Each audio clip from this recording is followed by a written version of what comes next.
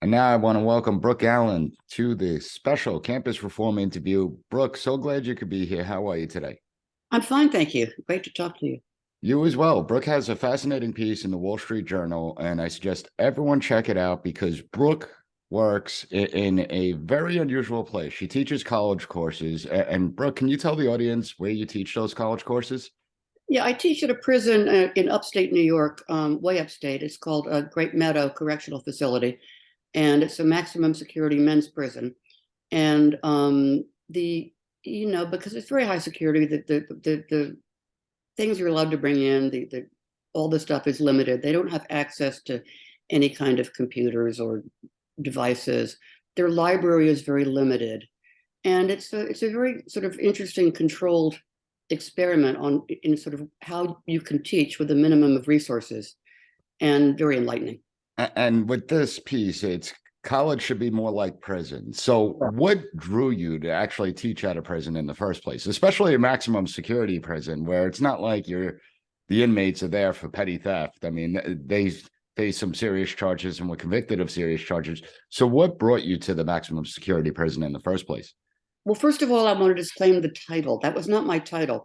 And I think it's usually editors put the titles on as a way to Yes. grab eyes, and it certainly succeeded in that. So I understand why they did it. But I'm not literally saying that college should be more like prison. But what drew me was I was teaching at a small college in Vermont, and one of my colleagues decided to found a prison program based very closely on Bard's prison initiative, Bard College, and that's been successful. And the prison that she matched up with somehow was this maximum security place, and it's about an hour from her where she lives, and it's 2 hours from where I live. Very hard to get people to go up and teach there because it's out of the way, and you don't have many academics and writers and people like that and mathematicians living up in that area. So she had to, strong arm some people into making the drive. But we all love the experience. There's not a person I know who hasn't had a wonderful experience. And indeed they are. They most of the, I would say the majority have committed violent crimes, and they've all committed serious crimes. And when we look at it, so I teach in a traditional classroom, and I found over recent years that I have to compete for the students' attention. It used to be when I walked into the classroom, all the students were talking to each other, they were making friends, they were building relationships. Today, I walk in, and all you see is the glows of their phones reflecting on their face. They don't even turn on the lights. Yeah. So in a prison, how is that different? They don't have the electronic communications that we have here. So what's the atmosphere like? Well, it's interesting because when I was teaching at the college, the attention span of the students dipped palpably over the course of about 5 years. I mean, when I first went there, they were all completely engaged for the 2 hour classes. And as you say, about halfway, 5 years later, they were looking at their screens. And then a couple of years after that, they were not able to make it through the class without going to the bathroom. And I know that was to check their phones. It's obvious. My guys don't have these devices. And in some cases, they never have, because I have people who've been in there 20, 30 years, and they don't even know a world with these devices. That's And amazing. yeah, and the attention span is exquisite. They sit there for 2.5 hours, happy to be in that room, no reason to want to leave. Once in a blue moon, somebody will go to the bathroom, but it's very, very rare. And it's incredibly delightful. I mean, basically for them, I think it's the only interesting thing going on for them at the prison. And they're just delighted to be And there. I could definitely see that. I mean, obviously, when you look at it, they're also far more engaged than the student body of today, correct? So when I assign my students things to read, it's like pulling teeth to get them to read the Constitution, which is about 7 pages printed out. Federalist 10, which is about 6 pages. Yeah. And it's difficult. You assign them books that are 300 pages long, and they read it without any problems, correct? 1,000 pages, 1,000 pages. Over COVID, we did a snail mail class, and I had them read the entirety of Tocqueville, which is about 800 pages, I think. They also during that time read all of Adam Smith's Wealth of Nations, which again I think is about 800 pages. And I know one of my colleagues who's very ambitious, and she could only find a couple of students who did this one, but she had them reading Samuel Richardson's Clarissa, which is an 18th century epistolary novel of 1,000 pages. and they read it and they liked it. Middlemarch, all these things that people are now having a hard time with, I think, in the academy. It's remarkable the changes that have happened. And I do find that interesting because when you look at it, it's not only about just looking at the words on the page, it's actually retaining the information and being able to discuss it in the class. Do you find, Oh, since you have experience in both in the traditional classroom and in the prison classroom, do you find that the prisoners are actually better able to understand what they're reading and actually discuss it?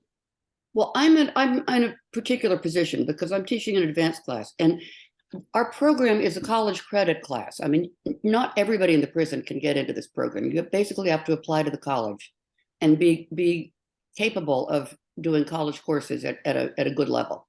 And then the people that I teach tend to be on a higher level still, where they're taking advanced classes. And some of my guys, well, the class I'm teaching now, I would say the age ranges between 25 and 60. And some of these guys have been in there a very long time. And you'll find people who are in their 50s and 60s who've been there 30 years and have been reading books ever since the day they got there. So these people could easily be in a graduate seminar, wherever you want to put them. Then you get other people who are just barely, ready to be in college, who've passed through the college prep class. And often you get these people in the same class. But what I found is really interesting is that the more advanced guys are very happy to mentor the people who are starting out.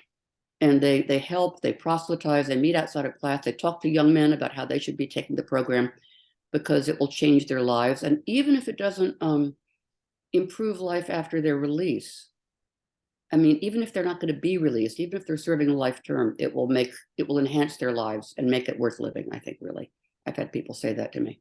Well, that is great. And, when we tend to look at inmates, I mean, people tend to look down on them, right? I mean, they're there Oh, for yeah. a reason. They have committed Yeah. serious crimes, but at the same time, they have a certain life experience that they could bring into the classroom discussion. So, how does their life Oh, yeah. experiences change the Yes. conversation in the classroom compared to the traditional classroom?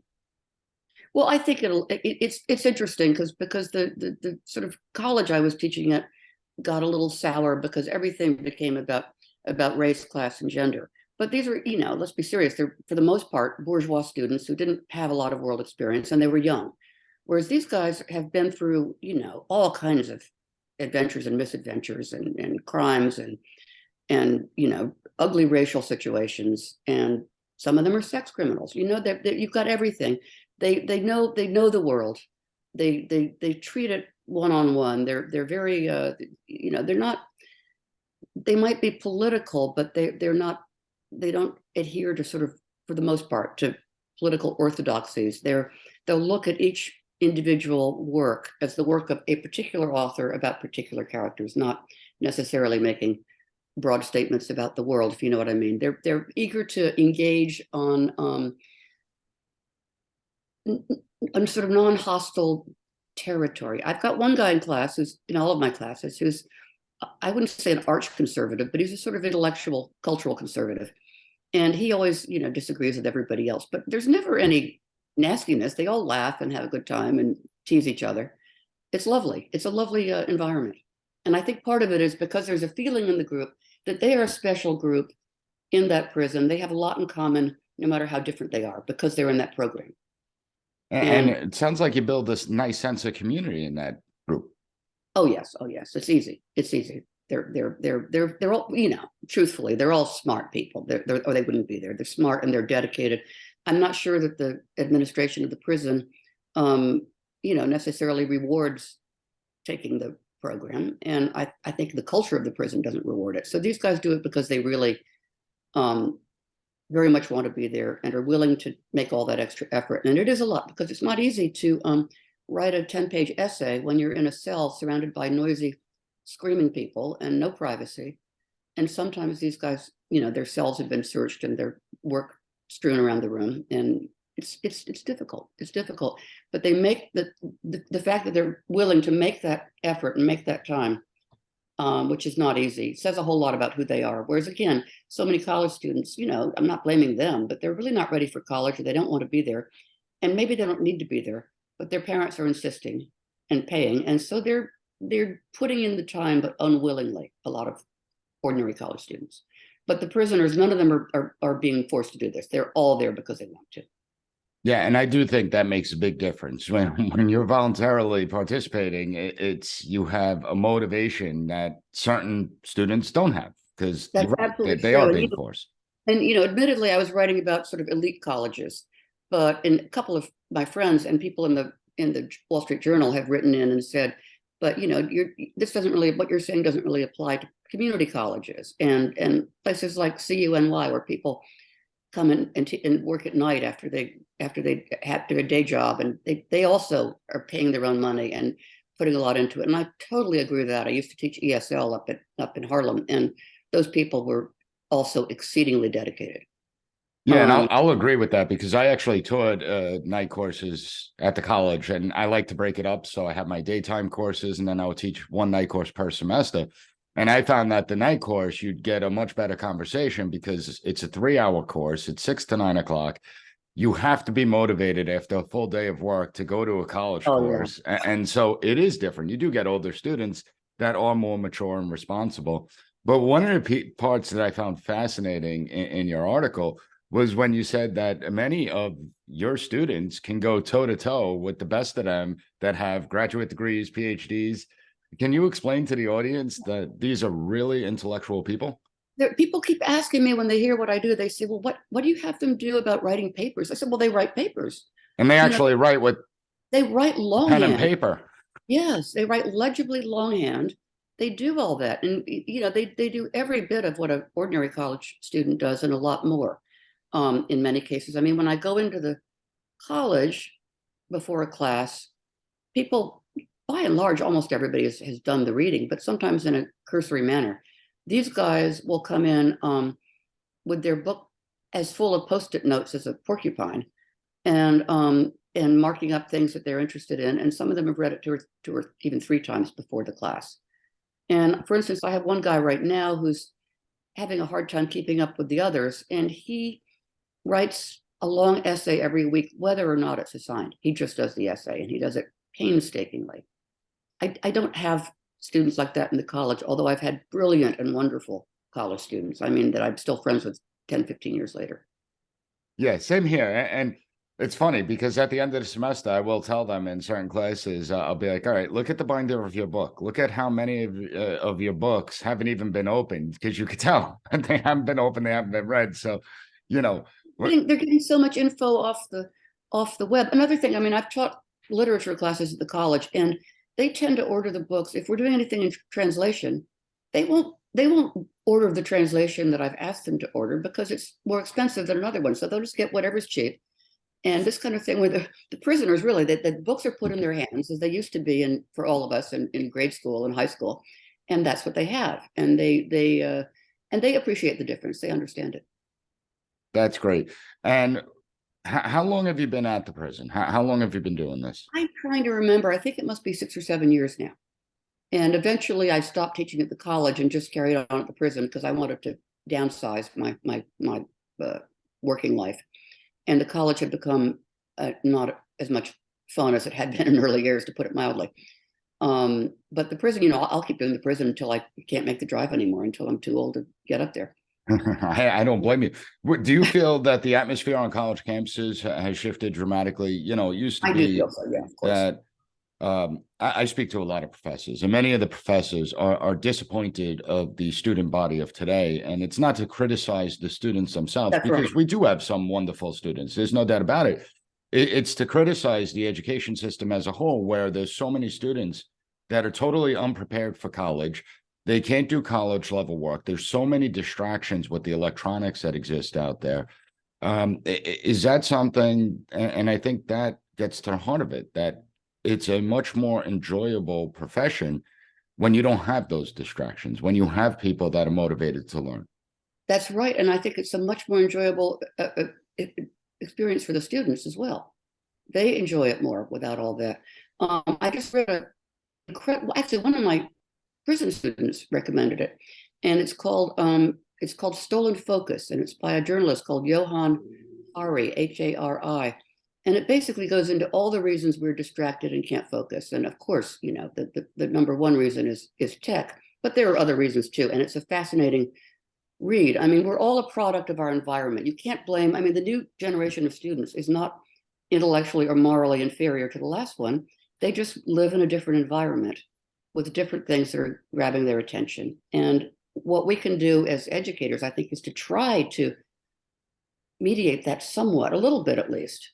And I don't see why it's so difficult for professors, and I know plenty of them, to just say to the kids, no devices in class and no bathroom breaks. I will give you a bathroom break at X o'clock for 5 minutes. Otherwise, do not get up and leave. I mean, these things are easily said. There's no reason they need their devices in the classroom. No, They not should, at all. no, yeah. I So take a firm line against it. That's for sure. And I tell my students first day, you know, when it comes to technology and cell phone usage in the class, I'm like authoritarian, right? I don't believe it should be in class. It has no place in class. And it's rude and disrespectful. If my students are speaking to me and giving me their thoughts and opinions about the issues, and I yeah, sit there and take out my cell phone in the middle of them talking to me, they're not going to like I that. And I say, know. don't do that to me then. Yeah. No, exactly. And just having it there is a distraction. I mean, I think, you know, at a dinner table, even if somebody puts the phone down next to them and doesn't use it, it's still there. It's sort of like another presence in the room. And yeah, there's no reason, but you know, the use of the laptop in the classroom is very widespread now. And in big lecture classes, they're all doing it. And they're also not going to the lectures. They're staying home and looking at the recorded version. I mean, I think, you know, we're in such a state of flux at the moment that it's hard to make generalizations. I mean, this chat, whatever it is, chat Chat PG, GPT. that's going to change the way everybody teaches. And because I'm getting old now, I'm not really having to, and plus I teach in a prison, I don't have to face these things, but I'm very interested in hearing what everybody who's in the classroom and universities has to say about this. Well, and I think that's a great point that, you know, there's certain things that we have to worry about in the traditional classroom that you don't necessarily have to worry about in the prison setup. ChatGPT, I mean, as of right now, I'm not too concerned about it because but the way I see it is if my students are handing in flawless papers without any grammatical errors and they're building cohesive and coherent arguments, and then I know that something's going on. Then I know that they're using ChatGPT. Because you know, listen, the writing has diminished in this country dramatically. I Oh, it's mean, pathetic. It's pathetic. I mean, the whole thing is pathetic. I always think of this. I mean, my mother got I would have to say, a better education at a public high school in West Texas than I probably got at a private prep school on the East Coast 35 years later.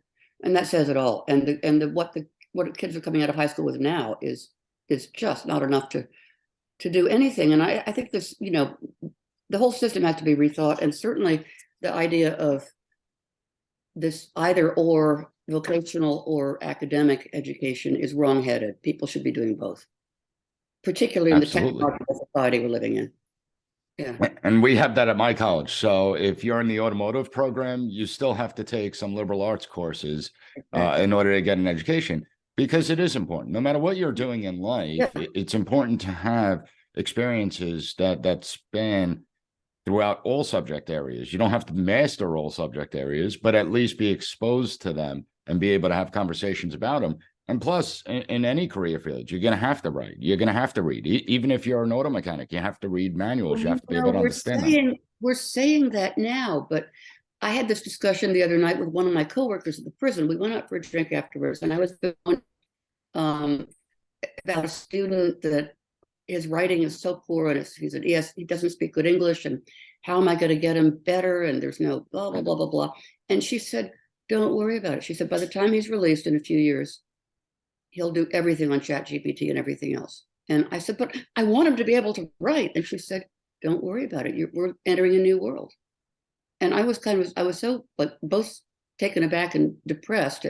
I don't know, but then again, I'm old, so maybe if I were 30 years younger, I'd be energized by this the way she is.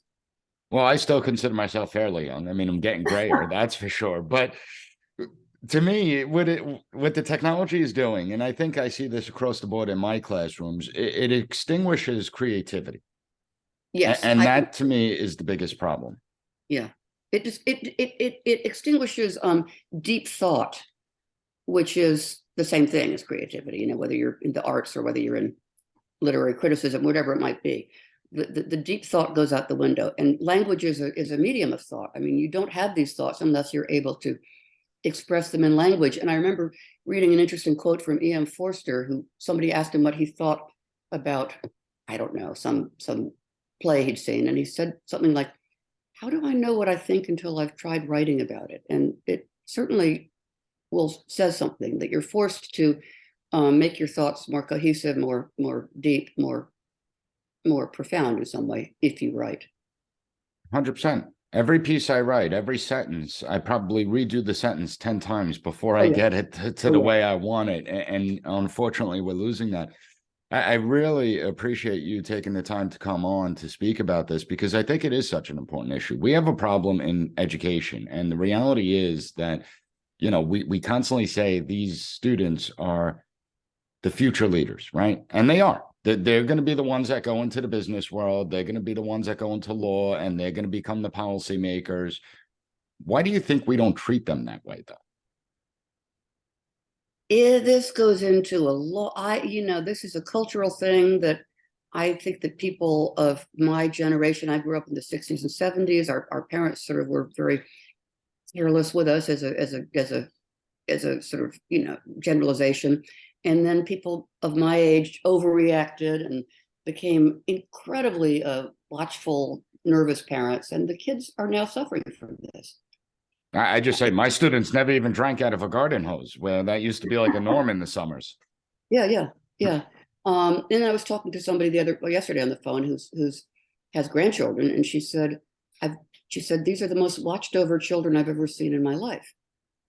And this is so the new generation is stepping up the watchfulness. So it's very, very hard. I mean, if you remember, we all remember being 12, 13, 14 years old, and the things that you feel good about are the things you've done yourself, not the things your parents have helped you do. It's what you've done on your own.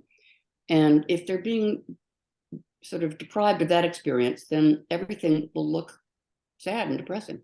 You've got to do it by yourself. That's such a great point. I mean, success isn't that we dumb down standards and you just meet the bare minimum marker. Success is that you fail and then you work hard to overcome that failure and eventually succeed. And I think that's what the inmates show. That Yes, exactly.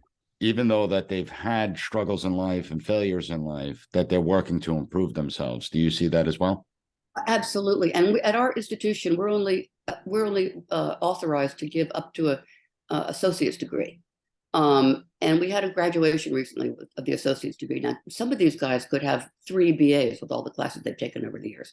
And but they were just as excited to get that associate's degree.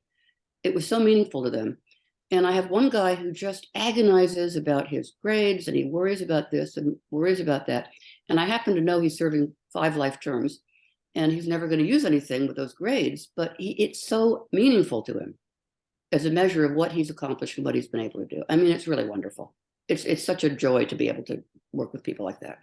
That's phenomenal. And really, thank you for what you do. We're going to have links up at campusreform.org so everyone could read your article. They can link to it from there. Also, pasreport.com. Brooke, I really want to thank you for coming on and explaining this article, because I think it is eye-opening, and I think it's something that we need to think about. Great. Thank you so much. It's been a pleasure talking to you.